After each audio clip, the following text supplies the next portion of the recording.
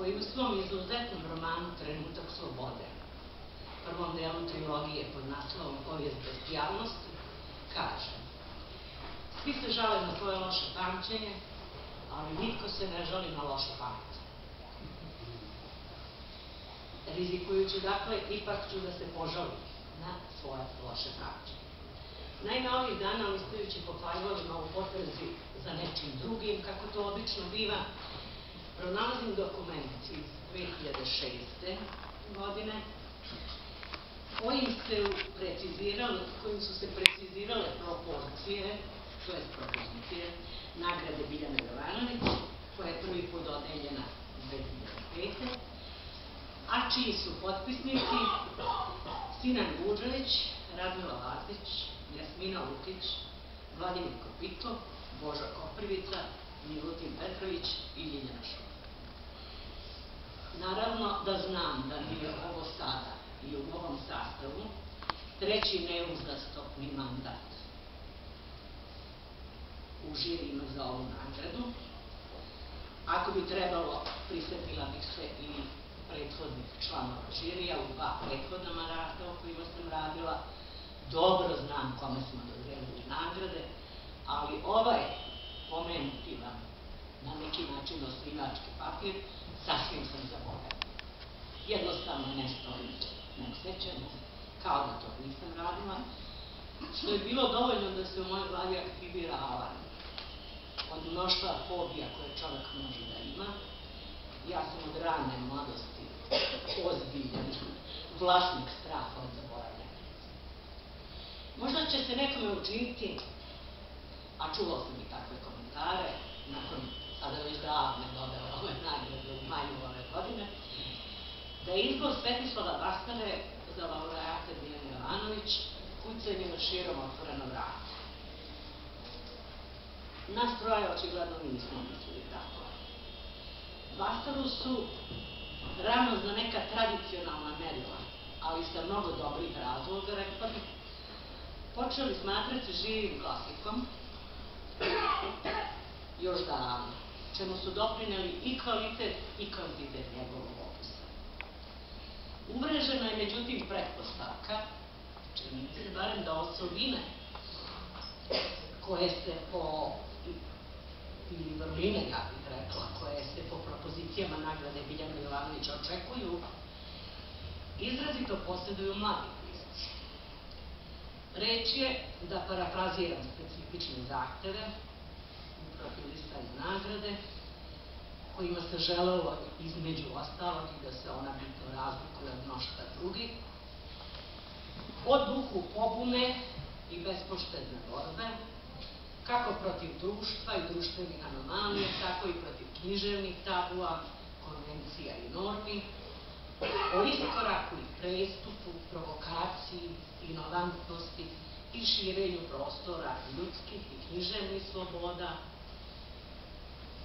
jedno od potvrda da je istorija književnosti istorija prekoračenja i diskontinuiteta.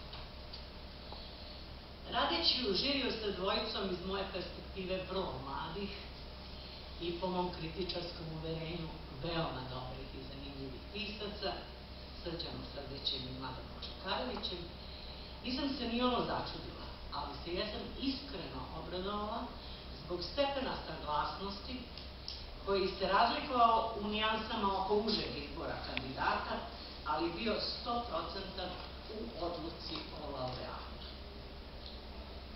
Biljana je svoj pustni roman Padavala objavila 78.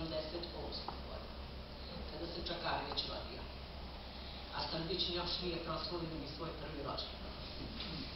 Dok je Bastara svoj pustni roman, o ciklustima, objavila 87. Tu su negdje išli u osnovu, niže razrede osnovu.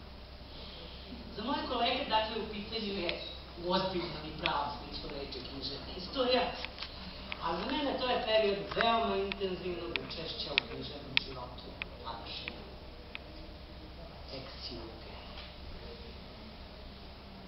Pravo je zadovoljstvo bilo uveriti se još jednom, dakle, kako dobra književnost prevazilazi svaku priču o generacijama, i ne samo o generacijama, nego i o različitim pojedinama.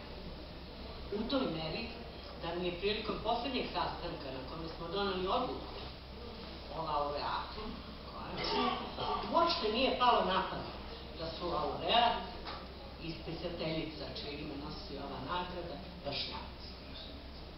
Oboje rođeni 53.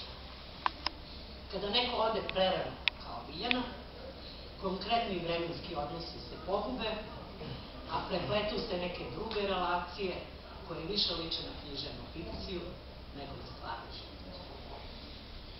Ima tome već 5-6 godina, tako ja barem mislim, kako su Bastarini romani ponovo postali izuzetni, ne samo u zamisli, nego i u izvedbi, koja predstavlja spoj ozbiljnog promišljanja, maštovite konstrukcije, bespoštedne ironije, neiscrpnog humora i širenja granica u definisanju žanra romana, karikatura, komedija dell'arte, tabloid, transfer.